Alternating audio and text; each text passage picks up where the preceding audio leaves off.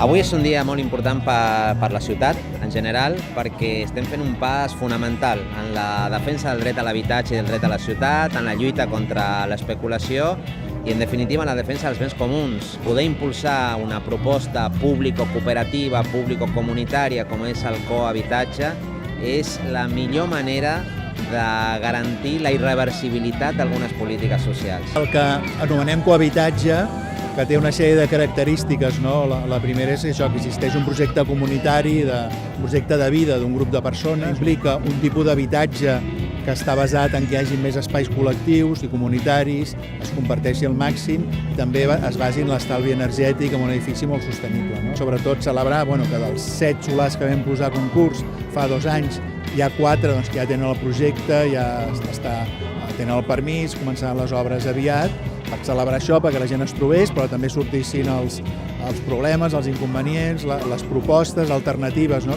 Des de Sostre Cívic som una associació i una cooperativa, associació especialment dedicada a la difusió del model de cessió d'ús com a alternativa d'habitatge, i cooperativa amb 3 projectes que hem portat.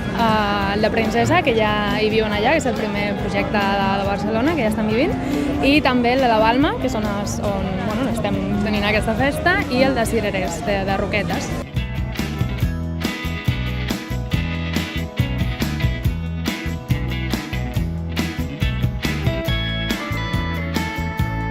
Can 70 és un projecte de cohabitatge de gent gran, de persones grans, que estem a dintre de Sostre Cívic. El nostre projecte és un projecte de cohabitatge, però també de cures, perquè la nostra idea és anar a viure en un habitatge compartit, col·laboratiu, i del qual no haguem de marxar quan tinguem dificultats o quan siguem dependents. Pensem que és un projecte bo per la ciutat també perquè nosaltres hi ha una sèrie de cures que ja les podríem gestionar nosaltres, col·laborant entre nosaltres, i també d'altres que serien demanant ajuda externa, però sempre amb el conjunt del grup.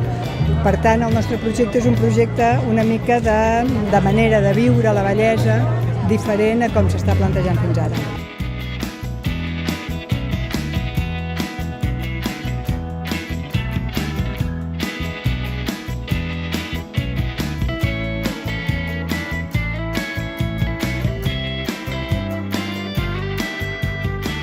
La Xarxaire és una cooperativa de nova creació fa un any i mig del barri de la Barceloneta que, diguéssim, es defineix com una cooperativa autogestionada i que surt una mica com a resposta davant de l'amenaça de l'habitatge que tenim al barri de la Barceloneta. No?